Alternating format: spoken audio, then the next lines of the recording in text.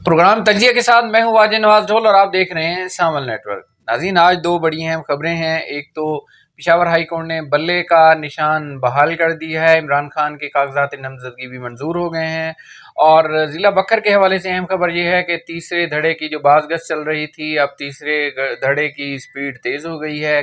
حبیب خان نوانی کی قیادت میں تیسرے دھڑے نے پورے ضلع کے دورے کیے ہیں اور بڑی بڑی شخصیات سے ملاقاتیں کی ہیں۔ اس حوالے سے گفتگو کے لیے ہمارے ساتھ اسٹوڈیو میں موجود ہیں صاحبزادہ محمد حفیظ اللہ شاہ ہاشمی صاحب۔ ہاشمی صاحب، ایک تو بلے کا نشان بحال ہو گیا ہے، اور دوسرا جو تیسرے دھڑے کی باز گشت چل رہی تھی، ابھی آپ دیکھ رہے ہیں کہ بڑی بڑی ملاقاتیں ہو رہی ہیں، اور حبیب خان نوانی جو ہے بڑی سپیڈ کے ساتھ مختلف شخصیات سے ملاقاتیں بھی کر رہے ہیں، وعدے وعید بھی کر رہے ہیں، عوام میں بھی جا رہے ہیں، اپنے جو پرانے ساتھی ہیں ان کو بھی منا رہے ہیں، اپنے پرانے ساتھیوں کے ساتھ روابط بھی بحال کر چکے ہیں۔ اس حوالے سے آپ کے پاس کیا اطلاعات ہیں؟ بسم اللہ الرحمن الرحیم۔ واجب بھائی بہت شکریہ۔ سب سے پہلے تو بلے کی طرف آتے ہیں کہ بلے کا نشان جو یہ وقت میرے خیال میں نہیں تھا کہ الیکشن کمیشن نے جس وقت بلے کا نشان اور تحریک انصاف پارٹی کو کینسل کیا تو وہ انہوں نے پشاور ہائی کورٹ میں اپیل کی، اور اس پر ہائی کورٹ نے آج ہی انہوں نے درخواست دائر کی، اور آج ہی سماعت کے بعد انہوں نے بلے کا نشان بحال کر دیا ہے۔ میں سمجھتا ہوں کہ جس چیز کو دبایا جائے وہ ضرور ابھرتی ہے، اور اسی طرح تحریک انصاف کا کہا جا رہا تھا کہ کوئی بھی کینڈیڈیٹ نہیں ہوگا۔ آپ دیکھیں جو تحریک انصاف کو چھوڑنے والے ہیں اور وہ پارٹی بنائی گئی استحکام پاکستان پارٹی، اور اس میں آپ دیکھیں کہ 18 ٹوٹل ایم این اے کی سیٹوں پر کاغذات ہیں جو پورے ملک بھر میں، اور 40 ایم پی اے پر ہیں، اور سب سے زیادہ اس وقت ملک میں جو کاغذات جمع کروائے گئے ہیں کسی پارٹی پر تو وہ تحریک انصاف کے کینڈیڈیٹ ہیں۔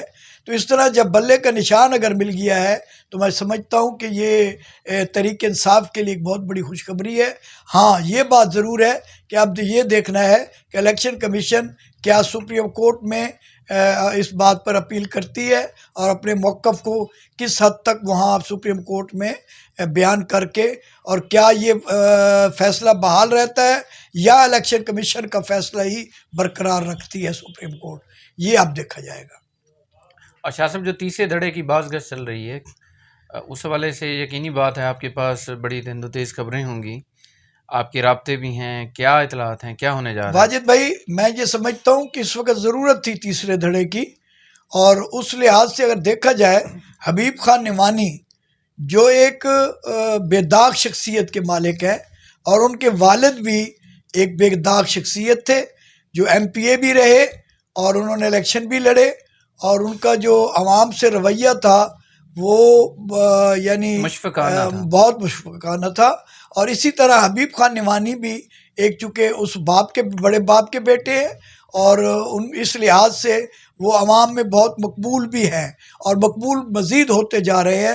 ان کے الیکشن لڑنے کے فیصلے کو جس طرح عوام نے سراہا ہے، اسی طرح جو انہوں نے ان 4 نشستوں پر فی الحال گروپ بنانے کا فیصلہ کیا، تو اس وقت ان کے ساتھ پی پی 92 سے ملک امجد علی کھواوڑ اور پی پی 91 سے انصر اقبال چھینا شامل ہو چکے ہیں، جو میری اطلاعات ہے اس وقت تک۔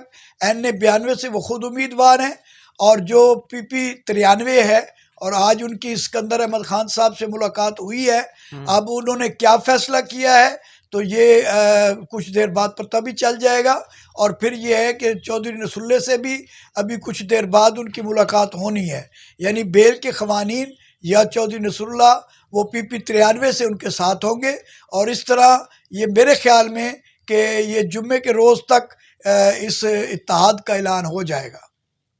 بلا شبہ حبیب خان ایک پڑھی لکھی فیملی ہے، ان کے والد صاحب کی بھی بڑی خدمات ہیں، انہوں نے حلقہ پی پی 49 اس وقت ہوا کرتا تھا، اس میں ایم پی منتخب ہوئے، اور ان کی پوری فیملی، ان کے چھوٹے بھائی ہیں وہ بھی وکیل ہیں، تو ان کا بولنے کا انداز ہو یا باقی جو سٹائل ہے پولیٹکس کا، وہ تھوڑا سا وڈیروں سے مختلف ہے، اس وجہ سے عوام میں اس کی کافی پذیرائی ہو رہی ہے۔ شاہ صاحب، باقی کیا صورتحال ہے پورے ڈسٹرکٹ میں؟ کھنان کھیل کل آئے، بکھر میں ایک فنکشن تھا، اس میں آئے، انہوں نے سپیچ کی، اور ان کی بڑی ملاقاتیں ہوئی ہیں، وہ کھواوڑ ہاؤس پہ گئے ہیں، اترا خاندان سے بھی ان کے روابط ہوئے ہیں، تو یہ ملک ظہیر اترا اور یہ اندر کی کچھ خبریں ہیں. اور اصل میں خنان خیل اس وقت ضلع بکھر کی فل فلیج پچ پہ کھیل رہا ہے، اور اس نے عوامی خدمت محاذ کے ساتھ اتحاد کر کے یہ ثابت کر دیا ہے کہ لیڈرشپ واقعی اسے کرنی آتی ہے.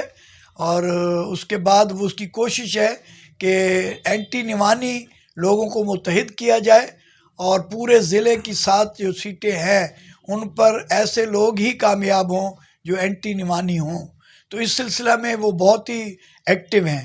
اور اب اگر دیکھا جائے تو جب تک NA 91 یا PP 99 یا PP 90 ان کے حالات تو تب سامنے آئیں گے، ہم تجزیہ تب کر سکتے ہیں جب ثناء اللہ مستی خیل گروپ، یعنی PTI گروپ سمجھ لے یا ثناء اللہ مستی خیل گروپ سمجھ لے، وہ اگر کچھ سامنے آتا ہے تو اس کے بعد تجزیہ کر سکتے ہیں. سر دس تو وہاں کا تجزیہ میرے خیال میں ادھورا ہے. ہاں NA 92 میں جو بھی اس وقت امیدوار ہیں، دونوں گروپوں کے امیدوار مکمل ہیں اور انہوں نے کمپین شروع کر دی ہے. تیسرے گروپ نے بھی، میں نے ابھی آپ کو بتایا ہے ان کے معاملات، اور انہوں نے بھی الیکشن کمپین کا آغاز کیا اچھا ہوا شاہ ہے. صاحب، اگر ملک انصر اقبال چھینا سٹینڈ لے جاتے ہیں تیسرے دھڑے کے ساتھ، تو پھر ملک غضنفر عباس چھینا کے لیے وہ نقصان دہ نہیں ثابت ہوں گے سیاسی اعتبار سے؟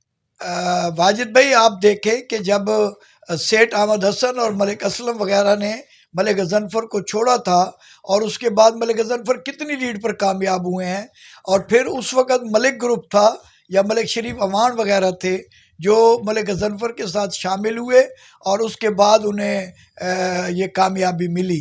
پھر 7 تحریک انصاف کے ٹکٹ نے بھی انہیں بہت ہی فائدہ پہنچایا. اور چھینا اتحاد بھی بنا چھینا تھا. اتحاد جو بن گیا، یعنی ملک اتحاد اور چھینا اتحاد اکٹھے ہو گئے. اور اب دیکھیں کہ اگر انصر اقبال چھینا علیحدہ ہوتا ہے تو ملک گروپ علیحدہ ہوگا. جب ملک گروپ بھی علیحدہ ہو جائے گا تو ظاہر ہے وہ کمزور پڑ جائیں سیاسی گے. طور پہ اب سیاسی طور پر یہ دیکھنا ہے کہ اب جب 3 امیدوار اور مضبوط امیدوار ہوں گے تو ان میں مقابلہ، میرے خیال میں سخت مقابلہ ہوگا. جی ناظرین، ملک انصر اقبال چھینا بڑے اہم فگر ہیں، اور انہوں نے تیسرے دھڑے کے پلیٹ فارم سے منکیرہ سے الیکشن لڑنے کا اعلان کیا ہے. یقینی بات ہے ان کے والد صاحب کا بھی بڑا ووٹ بینک ہے، بڑا سر رسوخ ہے، ان کے بھائیوں کے بھی بڑے سر رسوخ ہیں. تو PP 91 منکیرہ میں ملک غضنفر عباس چھینا کے لیے جو ہے ملک انصر اقبال چھینا کی جو انٹری ہے وہ سیاسی اعتبار سے نقصان دہ ثابت ہو سکتی ہے. ہم تجزیہ ہی دے رہے ہیں، اس حوالے سے گراؤنڈ ریالٹی کیا بنتی ہے یا آنے والے حالات کس طرف جاتے ہیں. آپ سامل نیٹ ورک سے جڑے رہیے گا.